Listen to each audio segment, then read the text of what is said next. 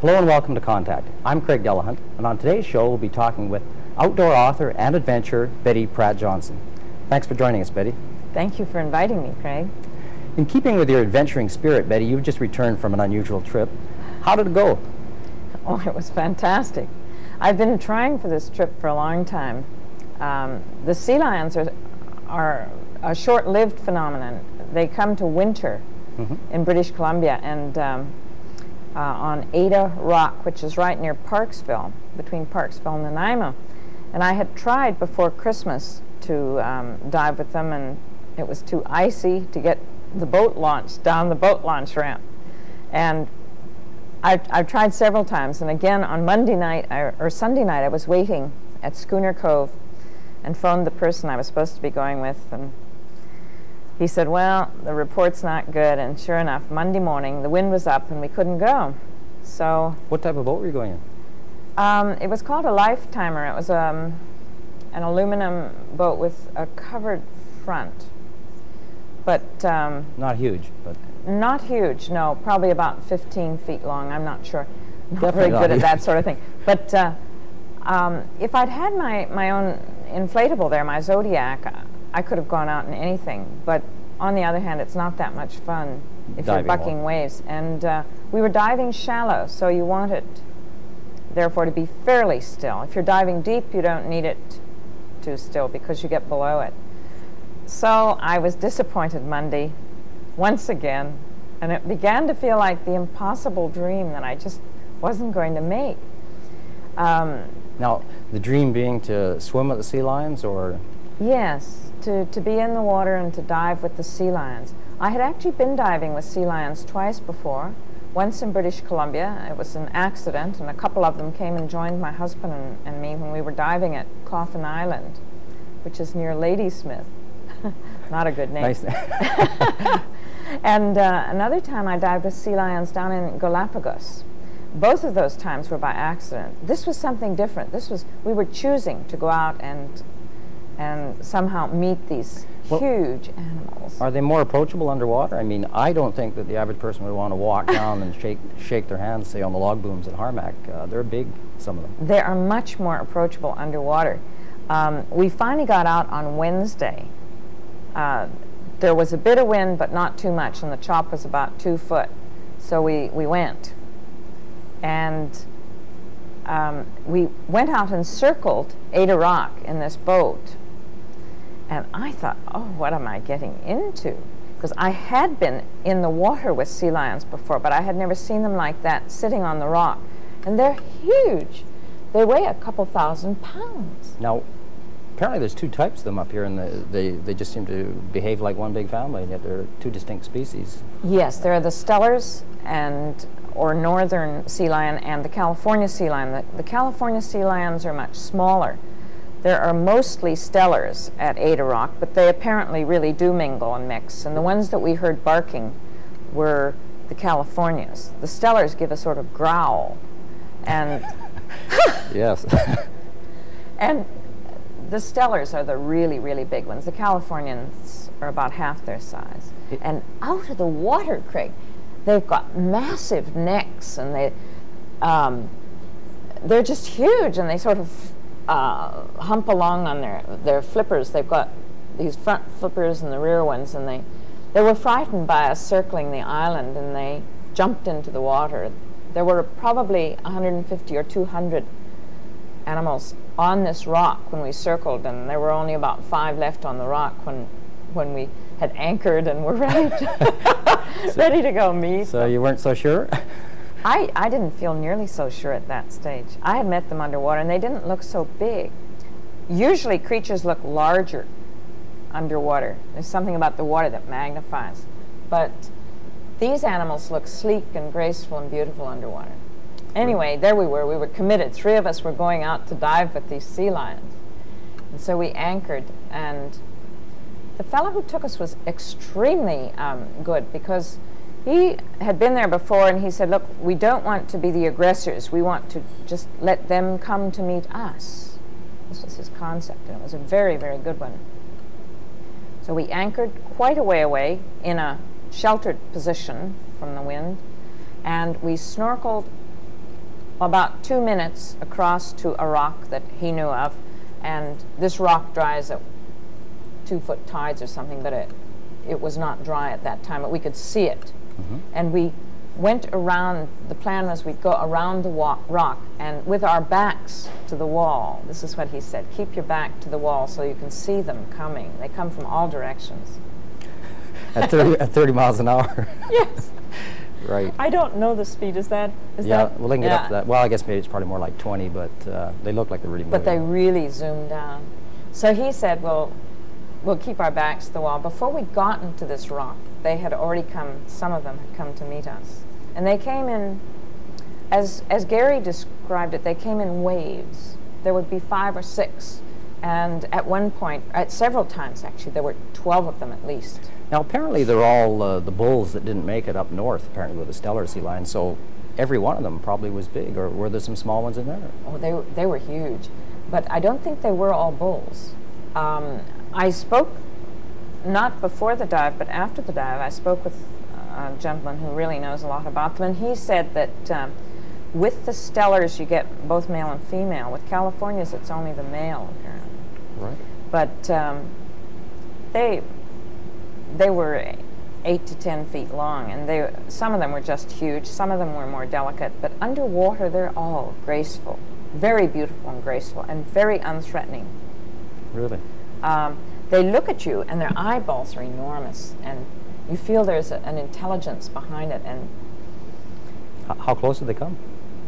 They came to within about 4 or 5 feet of us and stopped. They would zoom down very rapidly and then sheer off. And they were sort of swarming around each other like that. It was, so it was difficult to count them. But it was absolutely intriguing that they would stop short of us, well short of us. Then when we decided to end our dive and go back to the boat and climb on the boat, most of them pushed off and left when we turned to go. They were just sort of down there seeing what's out in the street today. And as we went back, there was one sea lion who followed us, and I was the tail end of our little parade. Gary led, and then Cheryl, and then me, and then the sea lion. And the sea lion, I sort of ended up swimming on my side with my back to the wall because I really wanted to see what it was doing. It was escorting me out, right, telling me to get out of its yard. Yeah, so you did. Did you have cameras with you? Gary had a camera. I didn't, and Cheryl didn't. I don't do underwater photography, really. I love to just spend my energy observing what's around me. Now, a lot of your dives serve a twofold purpose in that you have written a book, 141 Dives, and every place you write about, I believe, you have traveled to and experienced. Now, was this another one? I think you're actually upgrading your book. Was this one of those dives, double purpose? Yes, that's right. Yes, I really, first of all, I'm an adventurer. I love doing these things. And secondly, I'm a writer. It gives me the chance to relive it. I relive it when I get together with whoever I've been diving with or kayaking with or whatever I've been doing after the event. And then I relive it again when I write it. And it makes the experience 3 times as good as if I had only had the experience. What's so unusual about diving in BC now? I would think that possibly it'd be cold and maybe murky. It's not as clear as the tropics, and yet Northwest divers say it's great. Why is that?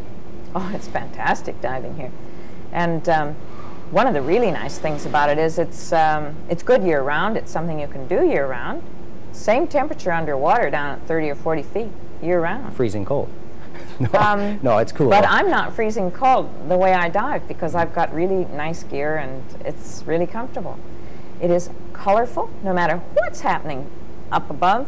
It can be raining, it can be snowing, it can be gray day, and down below you'll probably meet a beautiful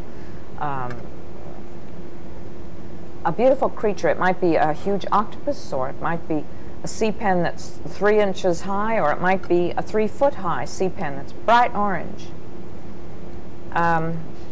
Plumose anemones are all over the place. On Monday, when our dive with the sea lions was washed out, Cheryl and I went up to Kelsey Bay, and the two creatures that were really exciting that day were teeny little things. One of them was a creeping petal cucumber, and it looked like a pile of fish roe or something with filmy tentacles streaming from it, and the whole thing was no more than 3 inches long. This was the first time I'd ever seen one out. Usually the part that looked like roe is buried under the sand or in the rocks or something, and you only see the tentacles. And so this was really exciting. And it was a pretty little thing, and they're bright orange. The other exciting creature we saw was a very small Puget Sound king crab, about that big around, and it had a little sort of peaked head, and it was bright orange again. So many of the creatures are just brilliant. And he was a little far north, wasn't he? No, I guess not. No. No, you said Puget Sound king crab? Yeah, so usually he was small. These were unusual to me because they were so small. Usually, the last Puget Sound king crab I saw was about 3 weeks ago over at Galliano Island, and it was this big. And it was just fantastic. They are, well, they belong in this era, the Puget Sound king crabs. They've got purple and orange, and they're very fluorescent looking. They're really the in colors of the moment. Almost psychedelic. What, now, can you tell us about your first dive? I remember my first dive. We went out to Porto. I had a leaky old suit. We dove in, and the water was rushing from my neck right down to my groin. It was freezing. Flow-through suit, we always called it, yes. Air conditioned or water conditioned. Was your first dive different, or was it something like that? And what triggered, or what turned you on to diving? What kept you at it? A lot of people have quit after the first dive. My first dive was like yours. I had a flow-through suit, and it was November 11th. It was Remembrance Day, and it was very cold. And I was not weighted properly. I didn't have enough weight on, and I had to really fight to get down, and then I couldn't stay down. I didn't want to either. All I wanted to do was come up, really. But it was exciting just to have been under the water. I did not see anything that dive. I didn't see one creature. And therefore, yes, I wasn't lured to continue diving in British Columbia. But we went to the tropics several times on holidays, and I became a tropical diver for a while. And then suddenly, I was asked to do an article on diving in British Columbia by an editor, and this was neat. I wasn't really asked very often to do anything. I'd never been asked before, actually. And in interviewing the various divers for this article, I realized I was missing something just spectacular. And I decided right then and there that I was going to start diving in British Columbia. It was right here at my doorstep, and I must be crazy not to be doing it. One of the really nice things about diving in BC is not only the color and the great variety of marine life, but also the fact that the marine life is very safe. Sounds crazy. I just met these huge creatures, and there have been some injuries with the sea lions. But not the type of injuries you would associate, say, with sharks or... No, I mean, with a shark, you're probably dead if it goes for you. The sea lions have only injured people probably in being playful. They are intelligent, and they come down, and there's been one person who had a shoulder separated, and another one who had a broken arm. It was probably just playing with its arm. And another person who was bruised because it flipped around in its departure. And there isn't any creature that's going to go for you here. Now, there are sharks here. I guess it was a 6-gill or 5-gill shark, but they seem to be pretty well, amenable also. Yes, they're the 6-gill sharks, which are huge. I have not yet met one. I'm still hoping. Yes. And there are the dogfish, which are sharks. I have gotten out of the water when a pack of them started circling me. Has there ever been an attack by dogfish? I mean, they're pretty small, and they're not always that small. They're not. I don't know of any attacks by dogfish. I was bitten once by a ratfish on a night dive, and this was really bizarre. It was fortunately no problem. Sometimes marine life, you worry if you encounter it because you might really get a septic sore of some sort. But this one, the bruise went away in a couple of weeks. This was very strange. You've also dove in the Galapagos, Okinawa, Japan. Tell us Red Sea, all different places, yes. maybe the Red Sea right now. Now, that's supposed to be alive with fish, as is the Persian Gulf, or was. Yes. Tell us about the Red Sea. The Red Sea is very, very spectacular diving. The water's fairly chilly there. You do need a wetsuit. And the wonderful thing about the Red Sea is you get things that are both big and little and colorful in a very, very short space. Diving at Ras Mohammed, which is one of the big name dive sites of the Red Sea, we saw hammerhead sharks, white-tip sharks, and all of this, again, we were purposely going to look for them, and one doesn't have a fear for some reason. They say they're well fed by all the marine life there. I'm not sure if this lack of fear was ill-founded or not, but we actually went out, sat with our backs to the wall there, looking out to the deep water area, and yes, we saw these wonderful monstrous creatures. And then swam on around this coral head into a fairyland of little butterfly fish. You get two of them that match, and they always sort of seem to play around the same place. Little goldfish, brilliant gold. Corals that are a lovely bright blue. Very, very magical. How about sea snakes? Now, there's supposed to be sea snakes in the Persian Gulf. Actually, the soldiers have been talking about them. I don't know why. They're probably not Really? swimming, but apparently, nothing like that in the Red Sea. There might be, but I don't know. I've seen sea snakes, and the ones that are very, very poisonous in the East China Sea off the coast of Okinawa. And the very first dive we went on, we saw a sea snake as we went down, and it was black and white, sort of ringed. They don't attack you, no? I mean, they're there, and they have poison, and it's no doubt as a self-defense mechanism. So leave them alone, and everybody's happy. And the lionfish also. We saw a lot of the lionfish in the Red Sea and a lot in the East China Sea as well. My husband and I saw our first lionfish when we went for a quick before breakfast swim and snorkel, not even a dive. That was in the East China Sea. And you look under ledges, and that's where they are, and they have these sort of wonderful bristles that are all sort of out in a flamboyant array. And you don't go up and touch them, you just look. And they don't come for you. Betty, let's talk about... We're actually... something else. No, it's so interesting. We could talk for hours on this, but let's talk about how you got into writing. That's an interesting story in itself, and I'm thinking of Penny Horton and Gem Magazine. And Yes. Do you want to tell us about that? I got into writing by complete accident. I had never thought of being a writer and never... And you've been a very successful writer. Yes. 9 which printings goes to of- prove anyone can learn to do it.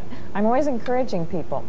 I was a very, very overworked and bored at the same time mother of twin sons. They were about 1.5 years old, and a friend said to me, well, you could add amusement to your life without it costing money if you started writing. And I said, oh, I couldn't do that. And my friend said, well, you could try. And so I started trying, and she encouraged me. She was an illustrator as well as a writer, and she drew pictures to go with my little stories. And I was writing stories about, anecdotes really, about life in Jamaica, where we had lived prior to coming to Canada. And you were into cooking too, weren't you? And that was apparently Yes. a survival technique that you developed while you were there? Yes. I mean... I had to learn how to, cook again, this was necessity. I had to learn how to use the tropical foods, and I didn't know how, and I started learning, and I started writing them down and had all these recipes. And that was what my first writing project was, trying to write the recipes and stories about life in Jamaica to go with it. What was your first, what was the first article you had published? Now, and I know there's an interesting story behind that. Yes. Well, the very first thing published was a very quick little sort of filler, and it was about how I'd met Penny, this friend who encouraged me to write, and that was published in the Christian Science Monitor, which was fun. My name wasn't on it, though. And the first full-fledged article that I had published was How to Eat and Stay Well in Mexico, and it was about the sort of techniques of not having ice and eating only fruit you could peel yourself and so forth. But the lead to it was something which in that day and age suggested that it should go into a men's magazine, because I was telling about how this girl had gone off and to the bullfights on her own because her husband was sick with Montezuma's revenge back in the hotel. So she'd gone off, and the toreros had brought her home to the hotel afterwards. So that was the lead, which required a men's magazine. And I tried the best one. I tried Esquire and I tried Playboy, and they turned me down. So then I looked in the writer's market list in the Writer magazine and wrote down a number of men's magazines and started sending it off there. One I sent it off to was Gem, and the editor wrote back and he said, well, this is a change of pace for us, but I'm going to go for it. When I received this published edition of Gem, I did send it to my mother. She was absolutely thunderstruck, said, well, why didn't you burn it? My husband said, why did you use your name, our name? Right. And Gem was really a true porno magazine, and the next sort of article next to mine was entitled, Our Class Orgy. Absolutely crazy. Yeah. But I survived that. Terrific. You also wrote a delightful little story about an octopus. Is it Everyone Loves an Octopus? Yes. And that actually has been, I think it's been put in an encyclopedia. Could you tell us a little bit about writing that story? That was exciting to me, Craig, yeah. I interviewed, I was writing an article about southern diving in Mexico, and I was looking for some illustrations and went to a dive shop locally here, and they said, well, I don't have anything like that, but I do have a good story about octopuses. And these fellows had been out collecting octopuses to take to the Vancouver Public Aquarium to show there.